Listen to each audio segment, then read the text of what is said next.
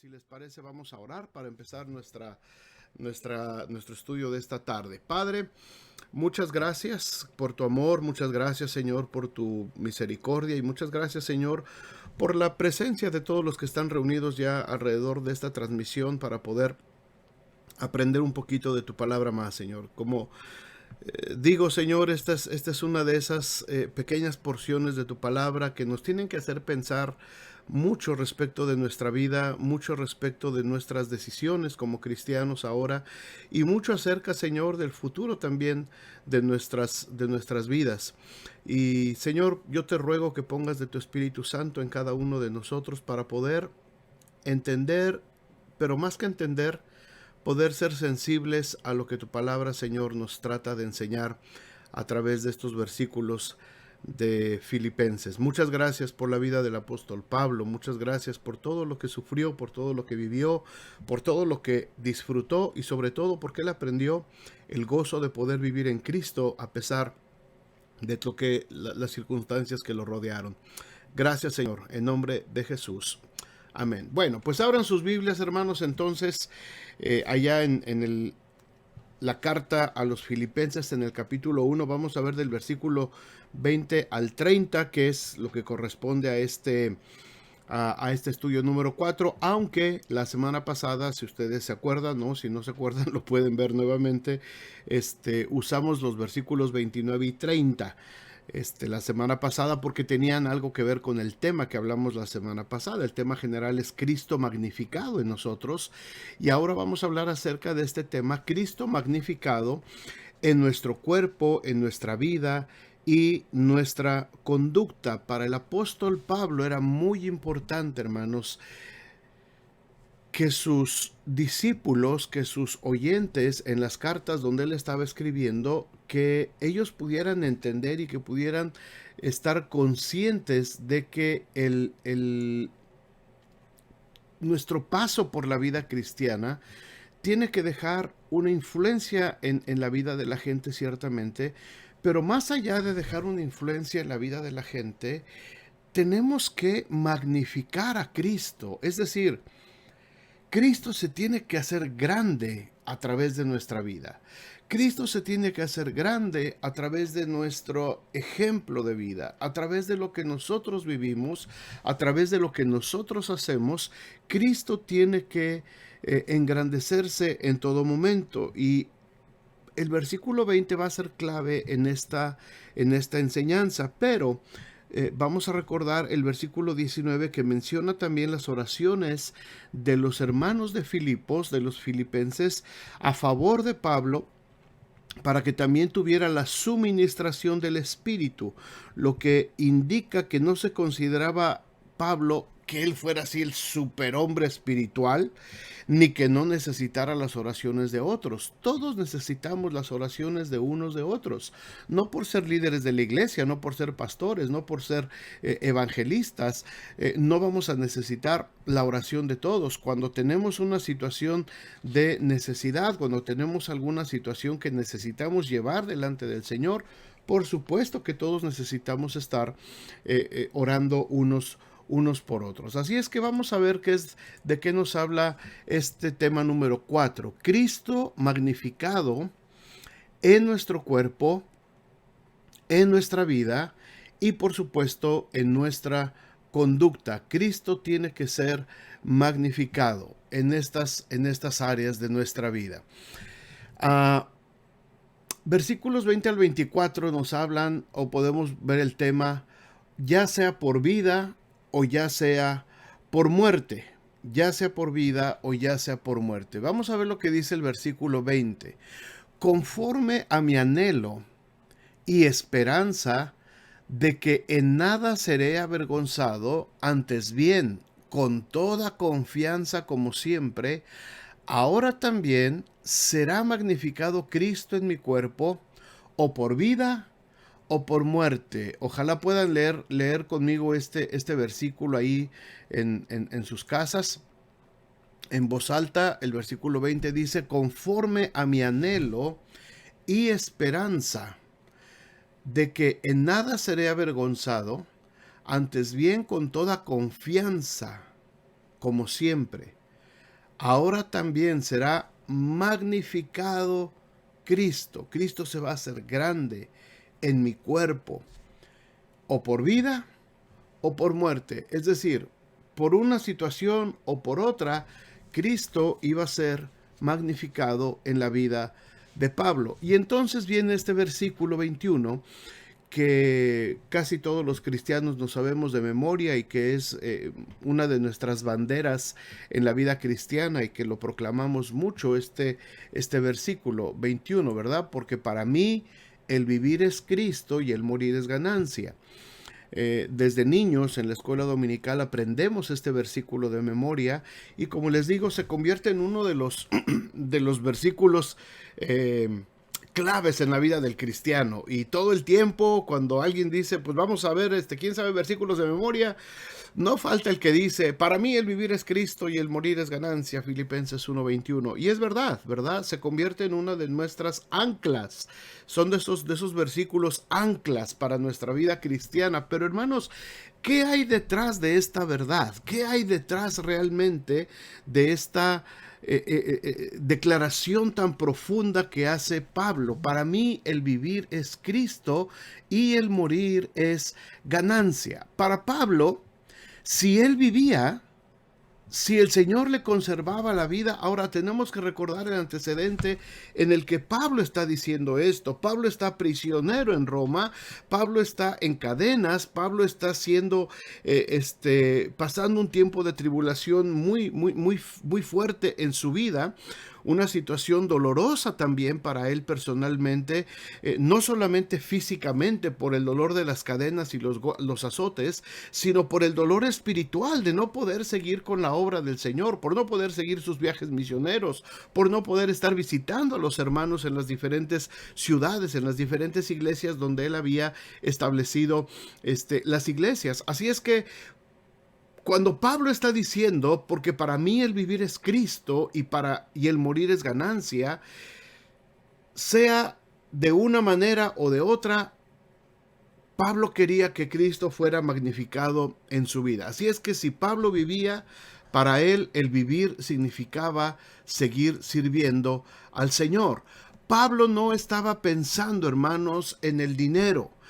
La mirada del apóstol no estaba puesta en las cosas materiales. Él no estaba pensando tampoco en cuán famoso se estaba haciendo por todo el imperio romano. Pablo ya era un hombre que al escuchar su nombre mucha gente lo reconocía inmediatamente. Sabían que era el apóstol de Jesucristo que andaba predicando. Los alguaciles, la gente de las autoridades en las diferentes ciudades llegaban a tener temor del nombre de Pablo porque sabían que cuando Pablo andaba por la ciudad todo podía suceder y podía haber una serie de situaciones difíciles y de conflictos sociales, hasta de revueltas a causa de este hombre. Así es que Pablo era un hombre famoso, pero a Pablo no le interesaba la fama. Pablo jamás buscó el ser famoso. Pablo tampoco estaba buscando el poder. Él no estaba luchando por tener el poder dentro de la iglesia. Él no decía, bueno, ahora yo soy el mero mero de la iglesia. Él se sometía a las autoridades de la iglesia. Él estaba sometido a los líderes de la iglesia de Antioquía y de Jerusalén, que eran las principales iglesias en aquel entonces. Así es que no era el poder tampoco lo que buscaba el apóstol Pablo, tampoco estaba vivo a causa de sus amigos. Él no deseaba vivir solamente porque tenía muchos amigos que lo querían y que lo recordaban. Tampoco estaba él queriendo vivir solamente para poder disfrutar de su propia libertad. No era lo que le movía. A Pablo no le movía ser libre por tener otra vez la libertad que tenía. La prioridad del apóstol Pablo, hermanos, era el reino de Dios y su justicia. El enfoque que Pablo tenía para su vida, lo que para él significaba la vida realmente, era el reino de Dios y su justicia. Y por eso les decía al principio, hermanos, que este es uno de los temas más sensibles en la vida del cristiano, en el evangelio. Cuando hablamos del evangelio y cuando recordamos este versículo, para mí el vivir es Cristo y el morir es ganancia. No sé si nuestras vidas estén diciendo, nuestras vidas estén todos los días que estamos, lo que estamos haciendo, hablen, no que lo digamos con nuestra boca y lo confesemos, para mí el vivir es Cristo y el morir es ganancia. Todo lo que hacemos cada día da testimonio de que para nosotros lo que nos importa vivir, hermanos, es el reino de Dios y su justicia. Por eso les digo que este es un tema que, más que una enseñanza doctrinal, tiene que hacernos pensar, tiene que llevarnos a un momento de reflexión delante de lo que estamos haciendo y de qué manera lo que yo estoy viviendo todos los días está afectando el reino de Dios. El darle la prioridad, por otro lado, y el lugar central a lo que es frívolo, a lo que es pasajero,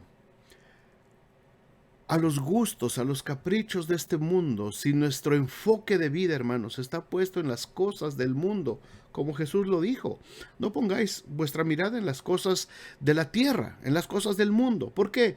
Porque esas cosas solamente van a provocar que nosotros vivamos con miedo de perder lo que tenemos.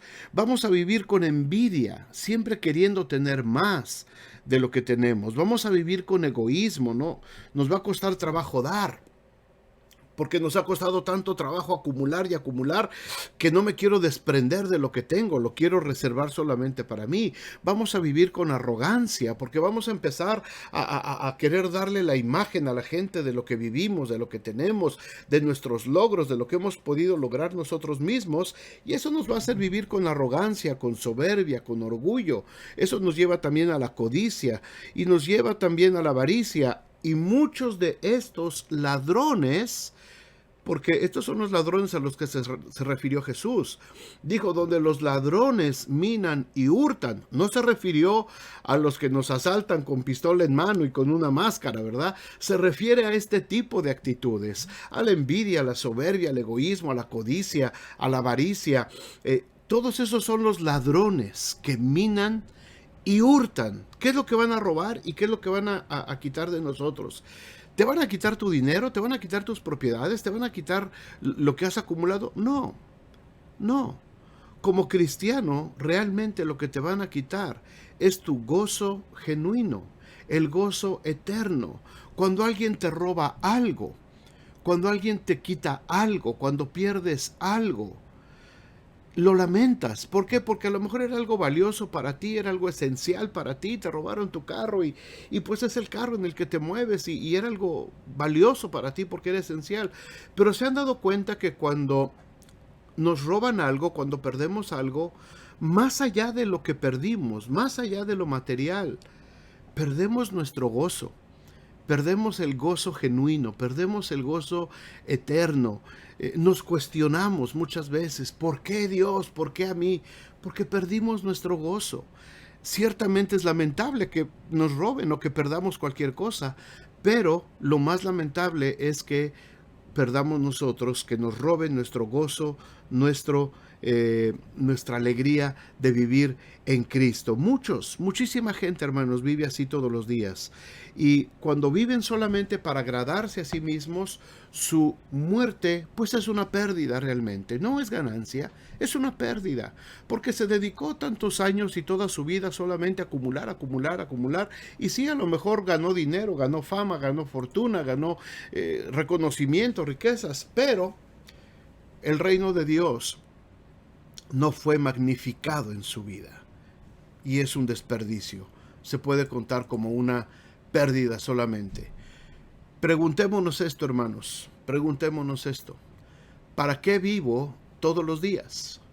¿Cuál es el propósito de levantarme todos los días a trabajar y salir y esforzarme y todo? Está bien, para sostener mi hogar, para que no falte el alimento en mi mesa, para que tengamos techo, comida, sustento, para que tengamos abrigo. Muy bien, esos son los satisfactores esenciales. Pero ese es realmente el propósito de nuestra vida, hermanos. ¿Para eso vivimos? ¿Esa es la prioridad de nuestra vida? ¿Poder tener cubiertos todos nuestros satisfactores? ¿O la prioridad de nuestra vida es el reino de Dios y su justicia, sabiendo que todas estas cosas de las que tenemos necesidad vendrán por añadidura como el Señor Jesús lo prometió? ¿Cuál es la prioridad en nuestras vidas? Tenemos que ser muy honestos, muy sinceros cuando contestamos estas preguntas, hermanos. El siguiente versículo 22 dice: Mas si el vivir en la carne resulta para mí en beneficio de la obra, no sé entonces qué escoger, dice Pablo. Si vivir, es decir, si el Señor me concede más días de vida, yo quiero que eso resulte en un beneficio para la obra. Vean qué pensamiento tan hermoso, tan emocional refleja el apóstol Pablo aquí. Pablo estaba profundamente emocionado, hermanos, mientras consideraba estas opciones. ¿Qué me conviene más? ¿Me conviene vivir o me conviene morir? Probablemente muchos de nosotros no estemos considerando esa opción. Probablemente nosotros no estemos ahorita en la situación de decir, pues vivo o muero, ¿verdad?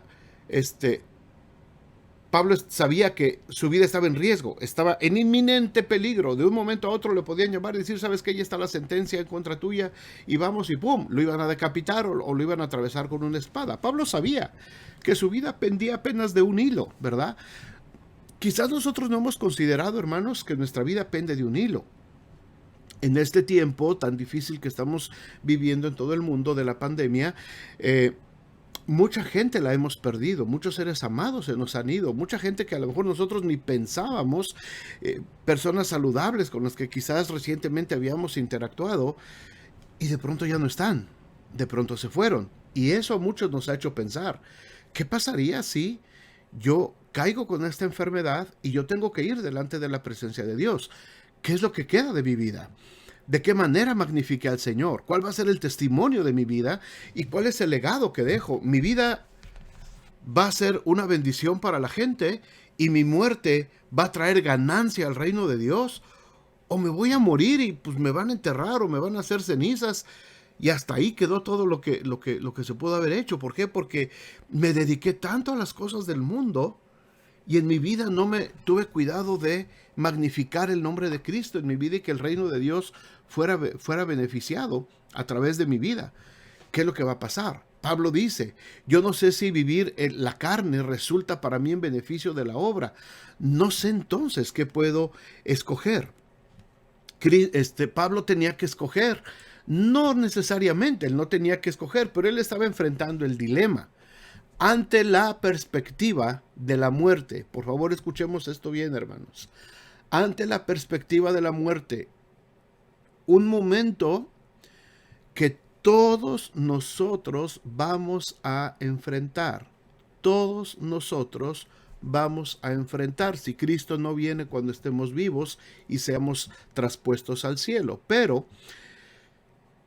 tarde o temprano, todos nosotros, físicamente, si no sucede esto, vamos a enfrentar el momento de la muerte.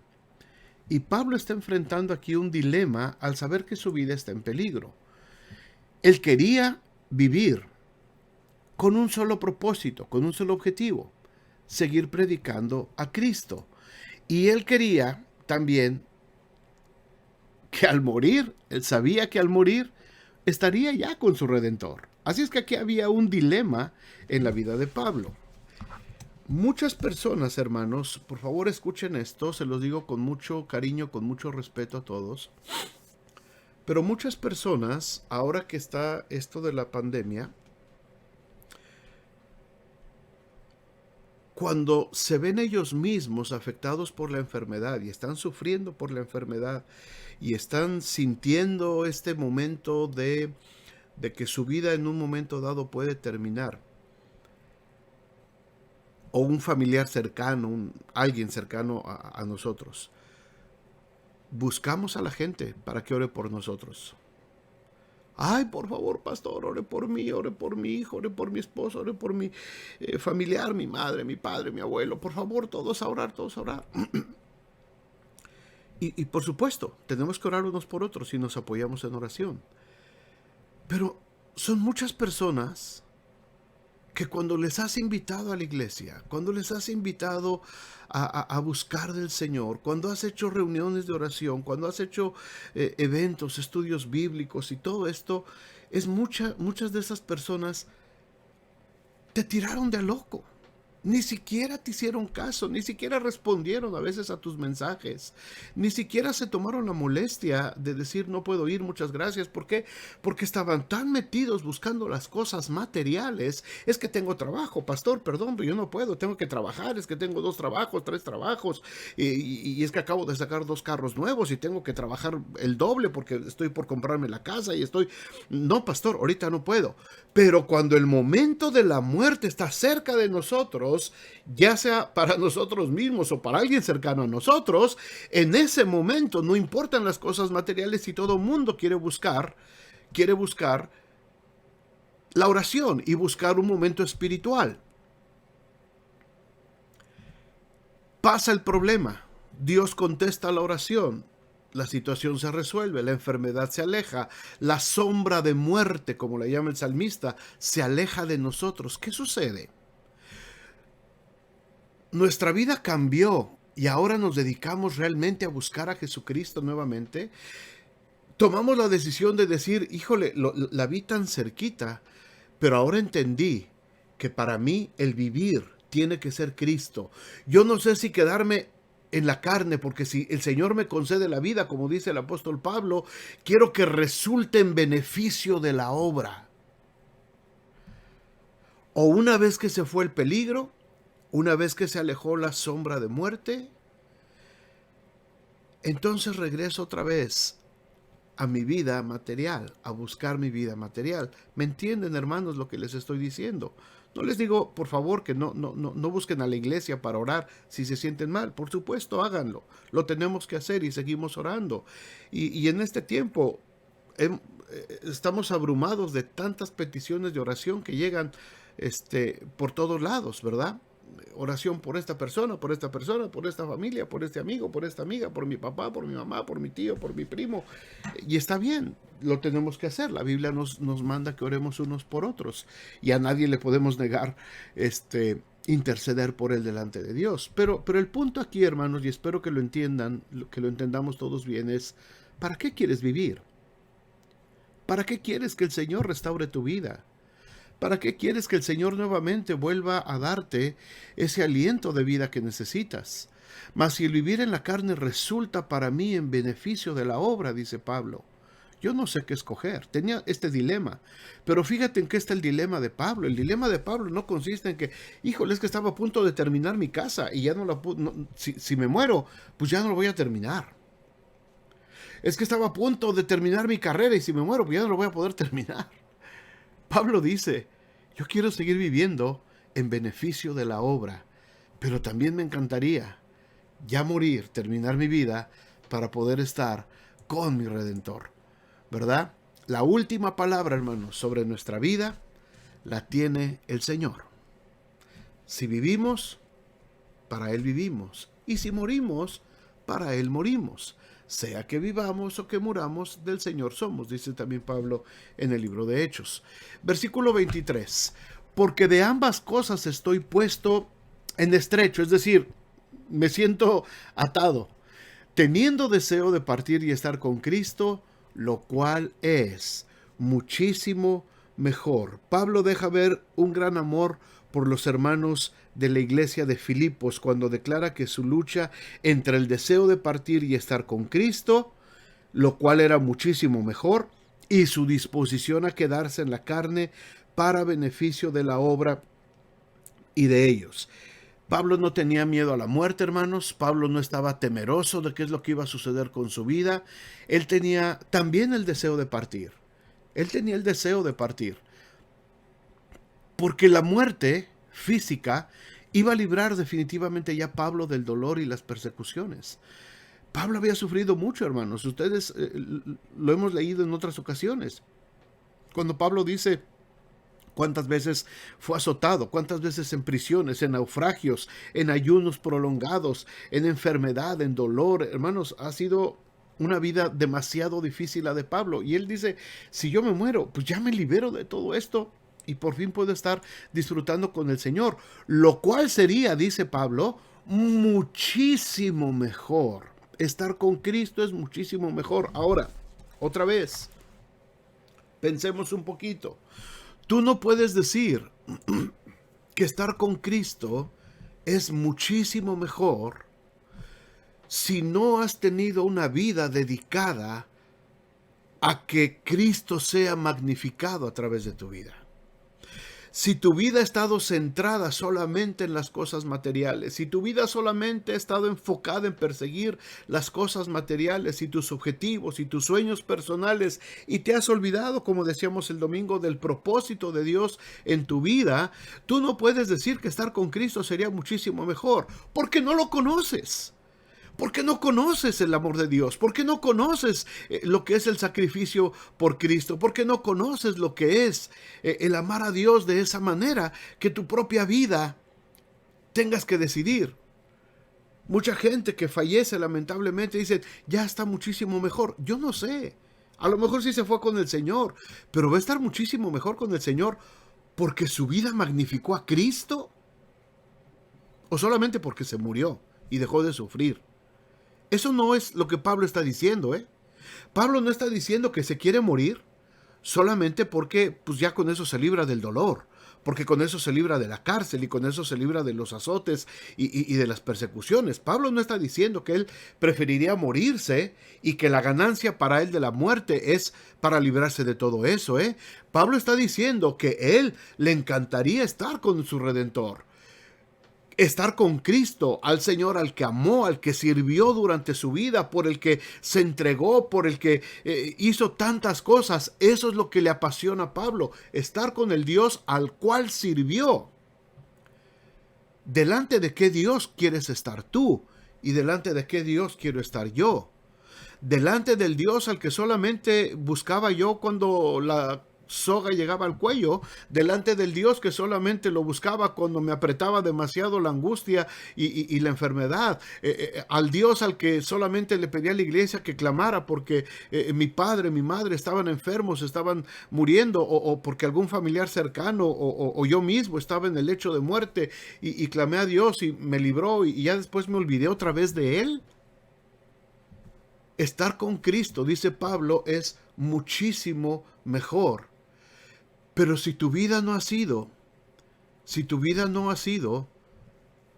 magnificar a Cristo, si tu vida no está enfocada en que Cristo se magnifique en ti y que eso redunde en beneficio de la obra de Dios, no es que vas a estar muchísimo mejor, porque todos compareceremos, mis amados hermanos, delante del tribunal de Cristo y la obra de cada uno se probará, dice el apóstol Pablo.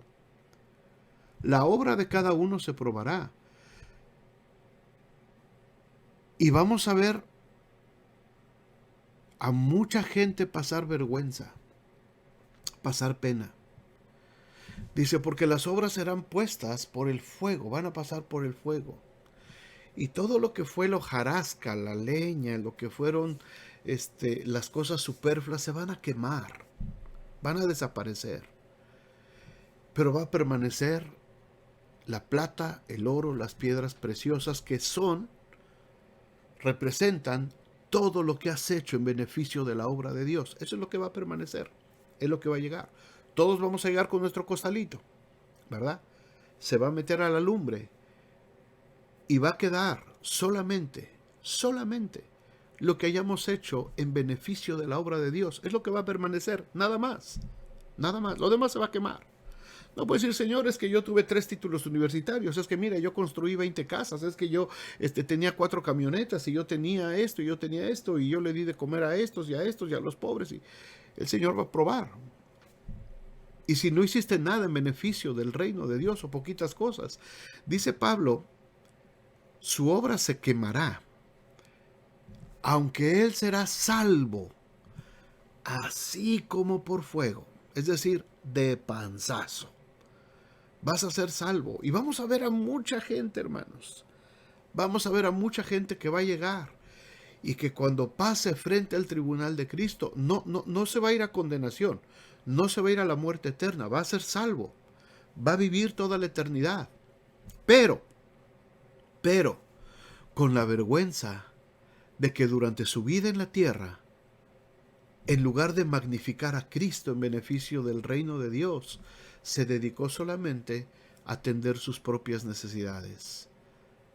y se concentró solamente en las cosas materiales. Es para que lo pensemos, hermanos. Es para que cada uno de nosotros pensemos. La muerte, dice Pablo, es ganancia. La muerte es ganancia. Versículo 24. Pero quedar en la carne es más necesario por causa de vosotros. Es más necesario por causa de vosotros. Su disposición, la disposición de Pablo, la necesidad de quedarse, era solamente para bendecir a la gente de la iglesia, para bendecir a los cristianos. El hecho de que deseara quedarse no significa que nadie más podía hacer el trabajo que él tenía que hacer. Él había ya capacitado gente, él había entrenado gente. Mientras él siguiera aquí, su vida seguiría siendo de beneficio a la obra de Dios. Sabía que era necesario Pablo, pero no indispensable. Pablo era necesario en el momento en el que el Señor lo tenía con vida, en el lugar donde Él lo pusiera. Era necesario, pero no indispensable. Todos nosotros, hermanos, todos nosotros, en el espacio de tiempo en el que el Señor nos está permitiendo vivir, que es una burbujita comparado con la eternidad, 80, 90, 100 años que vivas, es una burbujita nada más de tiempo. Pero en ese espacio de tiempo, hermanos, nosotros somos necesarios para la obra de Dios, pero no somos indispensables. La obra de Dios va a seguir. La obra del Señor va a continuar.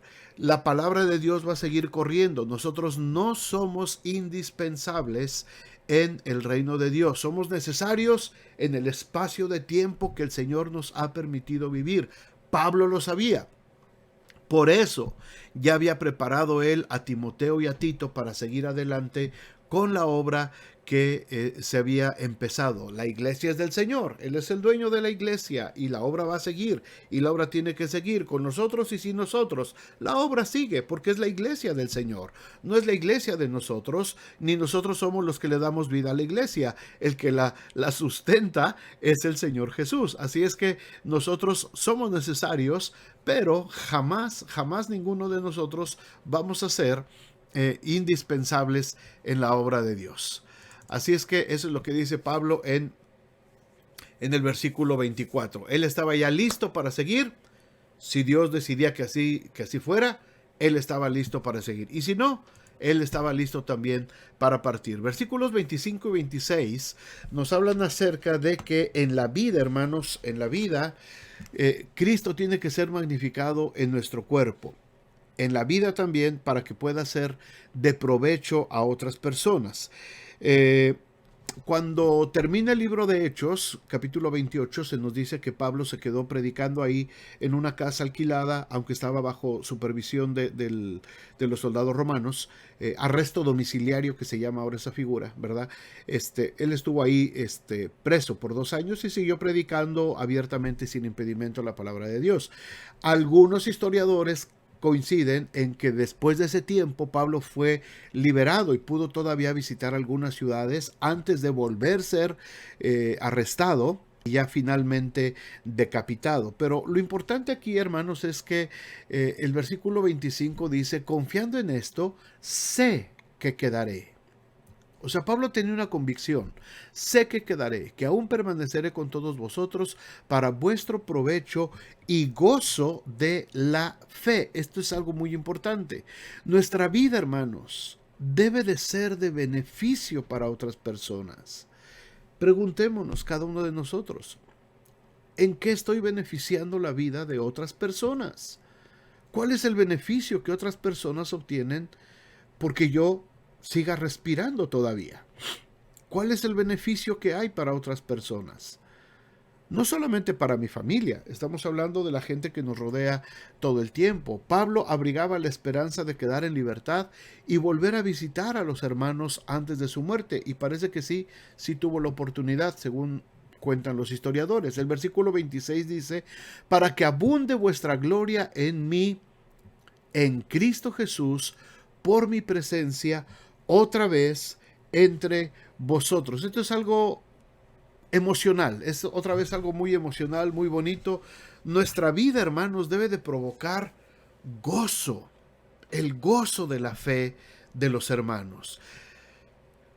Cuando visitamos, yo cuando salgo a visitar algunas iglesias donde me invitan a predicar y encuentro hermanos que pues hemos convivido y hemos vivido juntos y hemos peleado juntos por la causa del Señor, a mí me provoca mucho gozo poder reencontrarme con hermanos con los que hemos pasado experiencias hermosas en el Señor, encontrar a pastores, hermanos de otras iglesias, reencontrarlos, a mí me provoca mucho gozo en el Señor.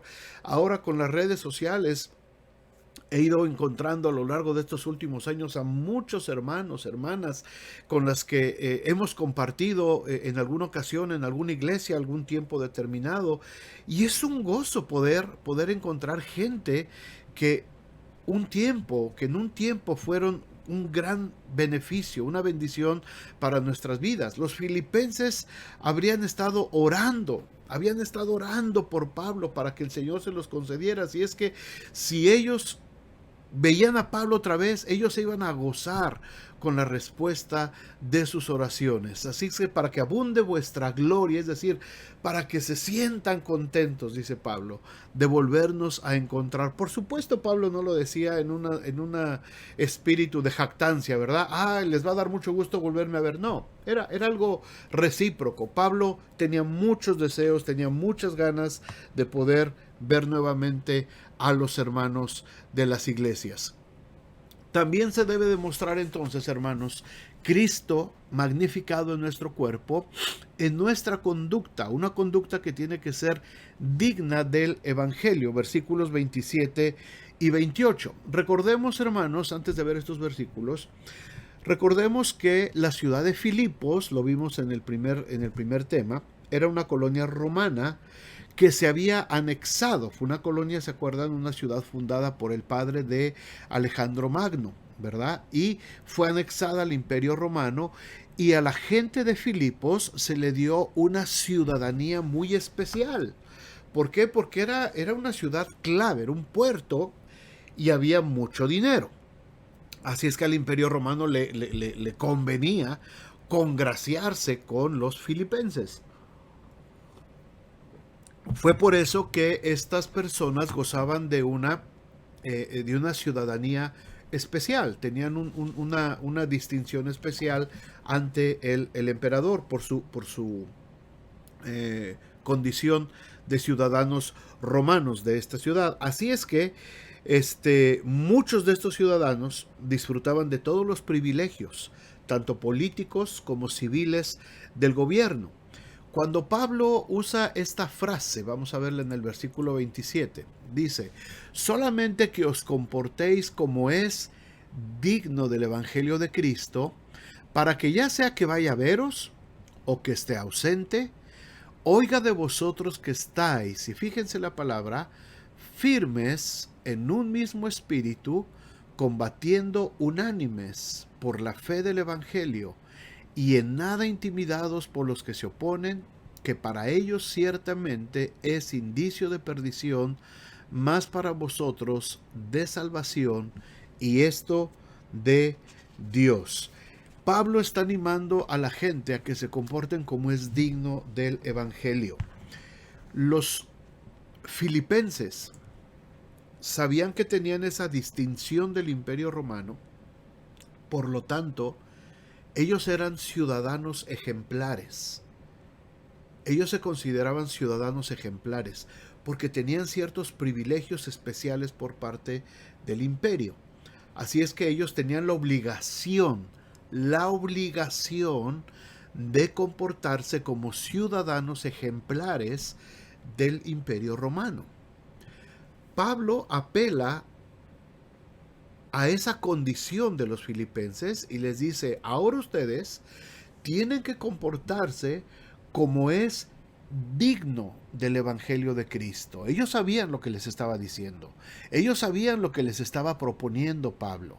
Y obviamente Pablo no se los estaba diciendo como una imposición, como una carga, sino como una convicción que tenía que nacer en ellos. Ellos tenían que tener la seguridad, la convicción de que debían de aprender a comportarse como es digno del Evangelio de Jesucristo. Los filipenses entendían entendían esa figura que Pablo estaba empleando. Ahora, para mis hermanos que están aquí en Estados Unidos ahora, para los que estamos aquí, los que emigramos de otro país y que estamos ahora, gracias a Dios, aquí, cuando se nos promete o cuando se nos abre una oportunidad de poder legalizar nuestra situación en este país, nosotros entendemos, ¿verdad? Que mientras podemos tener este proceso, y parece que gracias a Dios mucha gente va a poder hacerlo bajo esta nueva administración, pero todos entendemos que para poder lograr eso tenemos que comportarnos dignamente, porque una de las cosas primeras que revisan para poder saber si somos dignos de recibir una residencia permanente o una ciudadanía es comprobar que nos hemos portado bien, que no tenemos delitos graves, que no tenemos crímenes, que no tenemos un fichaje en los récords de la policía y que nos hemos comportado bien. Podemos entender la misma figura, hermanos, la misma figura. Pablo está apelando, oye, si en tu vida normal estás procurando vivir sin tener antecedentes penales, ahora yo les pido, hermanos, les dice a los colosenses, yo les pido ahora, por favor, compórtense como es digno del Evangelio de Cristo, digno del Evangelio de Cristo. Vean este versículo, léanlo por favor en su mente, léanlo y vean frase por frase, véanlo palabra por palabra. Solamente que os comportéis como es digno del Evangelio de Cristo. ¿Para qué? Dice Pablo, para que ya sea que vaya a veros o que no vaya a verles, que esté ausente, yo pueda escuchar que ustedes están firmes en un mismo espíritu. Pueda yo escuchar que ustedes están firmes en un mismo espíritu. ¿Para qué? Para que puedan combatir unánimes por la fe del Evangelio. ¿De qué habla esto, hermanos? Primero habla de unidad. Para empezar, tiene que haber unidad. Tenemos que estar firmes en un mismo espíritu. No sé si ustedes han visto documentales, han visto imágenes de en Inglaterra, lo que es el Palacio de Buckingham, donde vive la reina Isabel. Están los guardias, aquellos que tienen unos cascos así como de peluche grandotes, vestidos de rojo con sus casacas rojas. Están los guardias de Buckingham, del Palacio de Buckingham. Y se ve en los reportajes que hay de esto, impresionante cómo estos hombres se mantienen completamente firmes, completamente en una posición firmes, ¿verdad? Con su arma, con su fusil, su mirada al frente, sin que nada les perturbe, nada los mueve. Esté lloviendo, esté nevando, esté haciendo viento, lo que esté pasando, esté haciendo un calorón espantoso. Ellos se mantienen en el tiempo que están en la guardia, en las principales puertas del palacio. Ellos se mantienen totalmente firmes. Es decir, en una posición en la que están alertas a lo que puede suceder. Firmes. Es más, se cuenta de una ocasión que a uno de estos soldados se le paró una abeja en la nariz y pues no se pueden mover. Si ellos se mueven, los arrestan. Así es que tenía que estar firmes. A eso se refiere Pablo con esta figura, hermanos. Tenemos que mantenernos firmes en momentos difíciles. Firmes. Esta es la idea que Pablo quiere comunicar al pedirle a los filipenses que estén firmes, sin dejar que nada los mueva de su posición como cristianos. Escuchen esto, hermanos. Sugiere que no deben rendirse ante las circunstancias o acobardarse ante los ataques del enemigo. Debían estar firmes con un mismo espíritu y unánimes, reflejando armonía de mente y de corazón, es decir, sintiendo lo mismo. El cristiano tiene que mostrarse firme, no rendirse ante las circunstancias o los ataques del enemigo.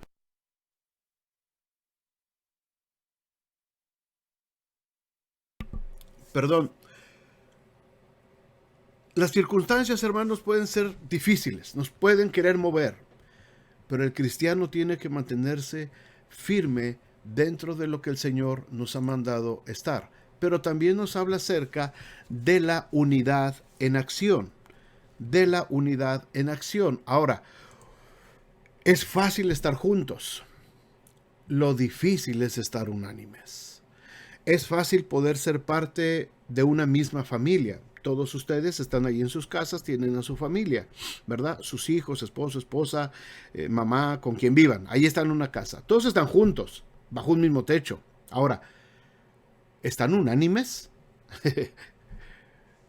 ¿Tienen el mismo objetivo todos? Todos piensan exactamente igual, todos están de acuerdo en todo lo que se está haciendo. Los hijos saben que su meta es sacar su escuela, su estudio y no hay nadie les tiene que criticar, ni nadie les tiene que decir nada, ni nadie les tiene que forzar, porque ellos saben que su meta es el estudio, el estudio, el estudio, el estudio, el estudio. Y todos saben que tienen que participar en la casa y que todos, la responsabilidad de que la casa esté limpia, arreglada, es de todos y todos hace cada quien su función, su labor. No hay gritos, no hay sombrerazos. Todo mundo hace lo que tiene que hacer.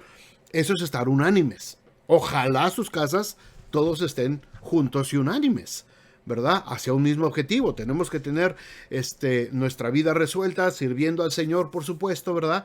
Y para eso, pues tenemos que vivir bien dentro de la casa. Pero si dentro de la casa cada quien hace lo que su gana le da, si dentro de la casa cada quien se comporta como mejor le parece, si cada quien en la casa quiere hacer su sacrosanta voluntad, entonces no hay unanimidad. Pueden estar juntos, pero no están unánimes. Así es que cuando Pablo nos llama a permanecer unánimes, nos llama a defender la auténtica fe del error, porque hay muchos errores doctrinales, hermanos, en el mundo que nos quieren atacar y tenemos que luchar en contra de todo eso que el cristiano ha conocido, lo que es nuestra convicción, nuestra base. Es una lucha constante del cristiano juntamente con la iglesia. Tenemos que mantenernos firmes en un mismo espíritu, combatiendo ardientemente, como dice Judas, combatiendo ardientemente por la fe. Por la fe.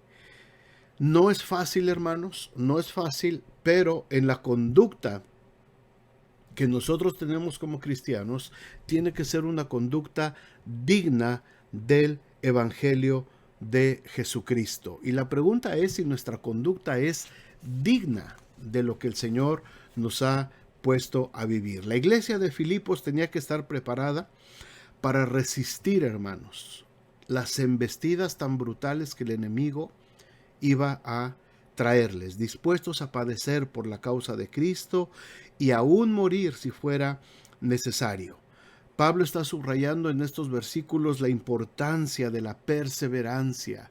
En nada intimidados, dice el 28, en nada se intimiden por aquellos que se oponen, porque para ellos ciertamente es indicio de perdición, pero para nosotros es un indicio de salvación. Y esto, por supuesto, proviene también de Dios.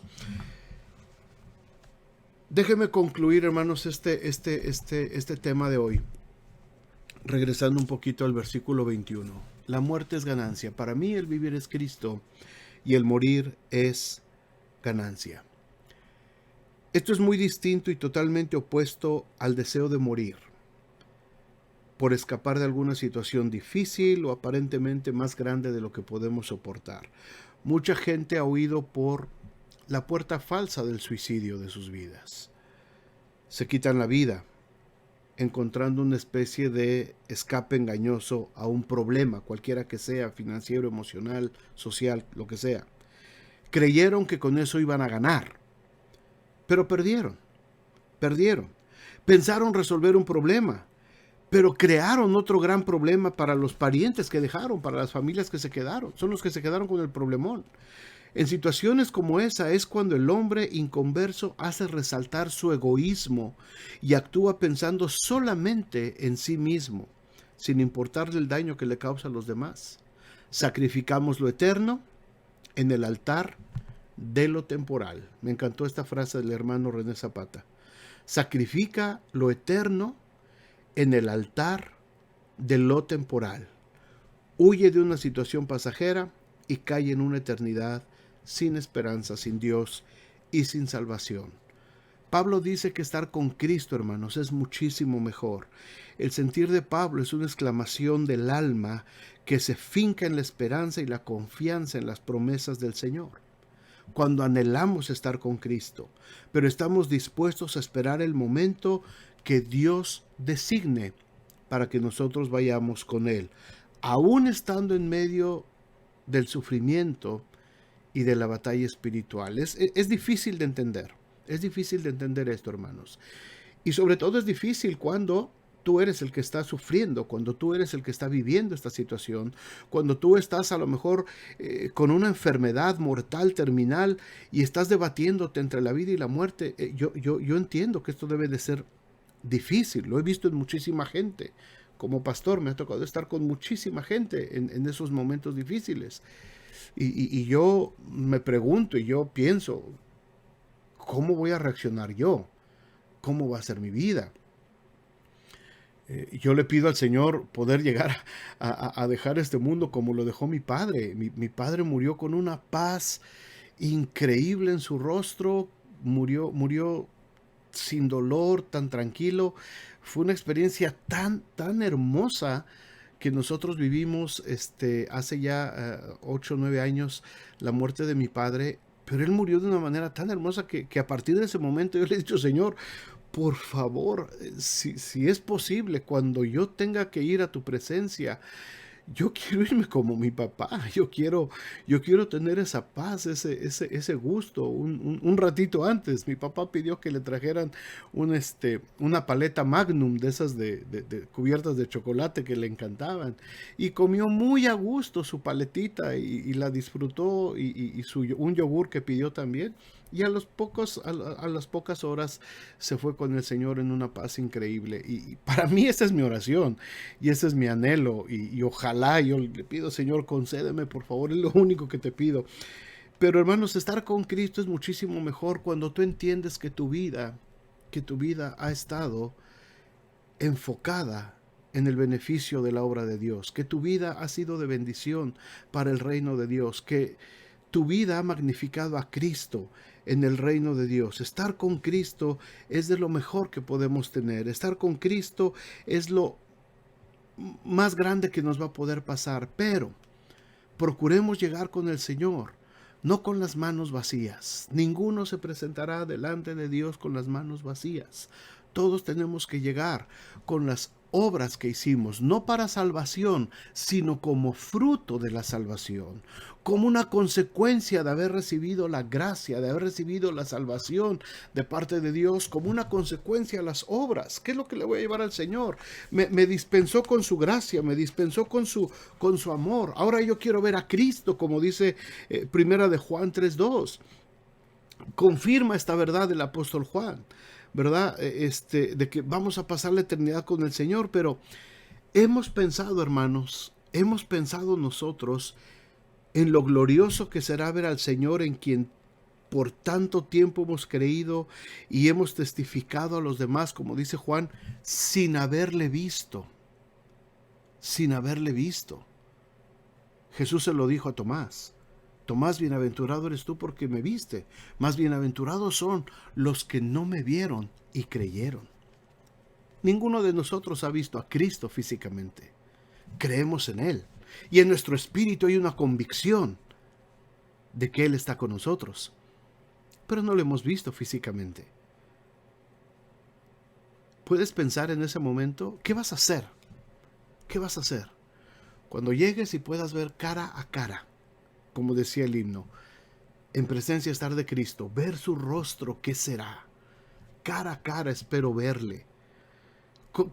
¿Qué va a ser ese sentimiento tan glorioso, hermanos? ¿Qué bendición va a poder ser ver al que tanto nos amó y se entregó para morir por nosotros en la cruz. ¿Cómo será ver la hermosura de su dulce rostro y la ternura de sus ojos emanando el amor por el pecador redimido? Entonces seremos como Cristo. Nuevamente el apóstol Juan también habla de esto. ¿Qué vamos a hacer? Y confirma lo que dice Pablo. Vamos a ser como Él, el cual transformará el cuerpo de la humillación nuestra para que sea semejante al cuerpo de la gloria suya. Pablo recalcó esta verdad cuando escribió esta carta a los filipenses. Les recordó que nuestra ciudadanía está en los cielos, de donde también esperamos al Salvador, al Señor Jesucristo. Y cuando Él venga, en un momento, en un abrir y cerrar de ojos, transformará nuestros cuerpos corruptibles y lo mortal se vestirá de inmortalidad. Pablo dedicó tiempo para enseñar esta doctrina al escribirle a los corintios y reforzar la esperanza en la resurrección de los muertos en Cristo. Se resucitará en incorrupción, en gloria, en poder y con un cuerpo espiritual. Para mí el vivir es Cristo y el morir es ganancia.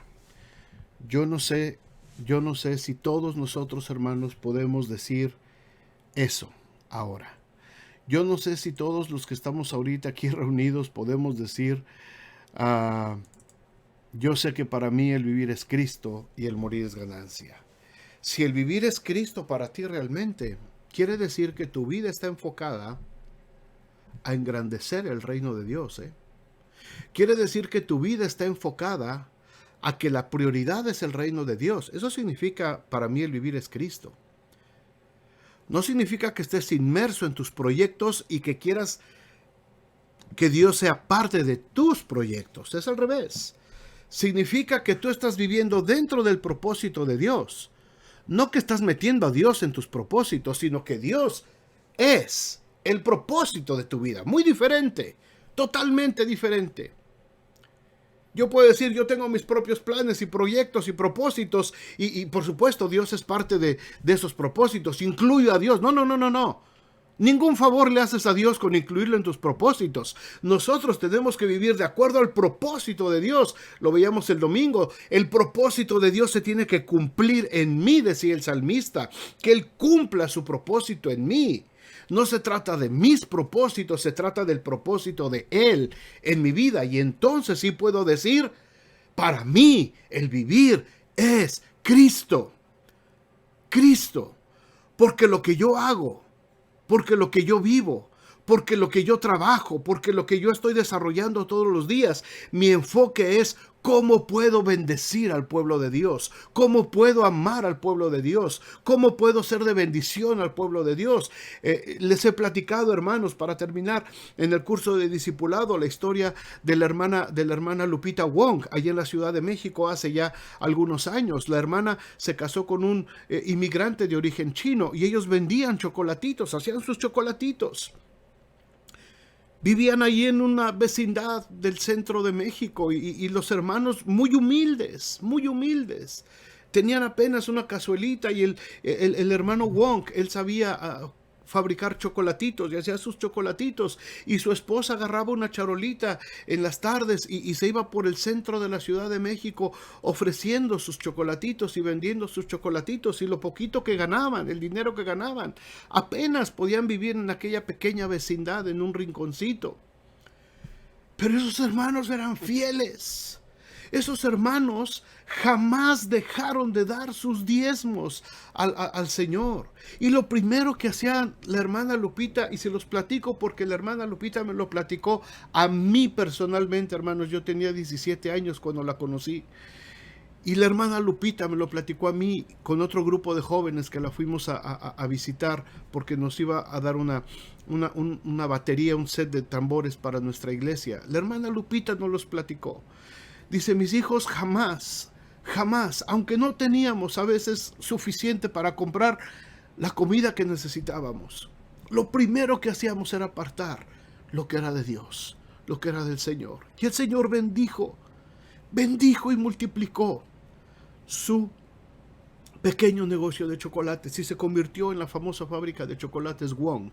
Cuando conocimos a la hermana, vivía en una quinta preciosa en el Pedregal de San Ángel, en el sur de la Ciudad de México, ya grande ella.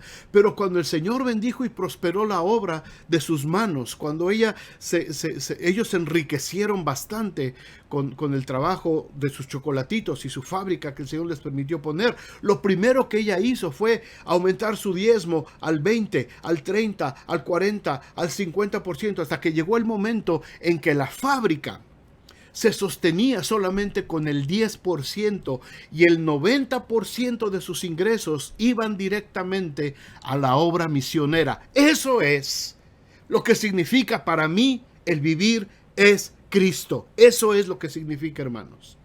Eso es lo que significa. La hermana nunca fue pastora, nunca se dedicó de tiempo completo al ministerio, pero con lo que Dios le estaba dando, ella entendió que su vida tenía que ser de bendición. Y hermanos, yo les pasaría toda la tarde y noche platicándoles testimonios de gente que entendió que para ellos el vivir era Cristo. Y les hablé de mi padre y mi madre. Para ellos yo doy testimonio. Yo sé que para ellos el vivir fue Cristo toda su vida, porque eso fue lo que nos enseñaron. Su pasión por la iglesia. Y no fueron pastores. Nunca fueron pastores de tiempo completo. Ellos tenían sus negocios, sus panaderías, pero para ellos el vivir siempre fue Cristo. Siempre involucrados en la obra de Dios. Siempre dando testimonio, siempre ayudando, siempre predicando, siempre evangelizando. No importa lo que estemos haciendo, hermanos. No importa lo que quieras lograr en tu vida. Procura que para ti el vivir sea Cristo. Y entonces sí, si tu vida es para engrandecer el reino de Dios, entonces sí podrás decir, para mí el morir es ganancia. No sé si quedarme en el cuerpo o irme con el Señor, lo cual sería, dice Pablo, muchísimo mejor. Pero él entendió lo que significaba vivir dignamente, como es digno del Evangelio de Jesucristo. Señor, muchas gracias. Son versículos hermosos y ciertamente son versículos emocionales, pero son versículos, Señor, que nos tienen que llevar a una reflexión de nuestras vidas. Y en algunos casos nos tienen que hacer cambiar totalmente de rumbo. ¿Para quién estoy viviendo? ¿Para qué estoy viviendo? ¿Cuál es el propósito que estoy siguiendo en mi vida? ¿A quién beneficia todo lo que estoy haciendo? Más allá de lo material, ¿a quién le beneficia espiritualmente? ¿Cómo está afectando mi vida el establecimiento del reino de Dios en esta tierra? ¿Cómo? Entonces podré decir, para mí el vivir es Cristo.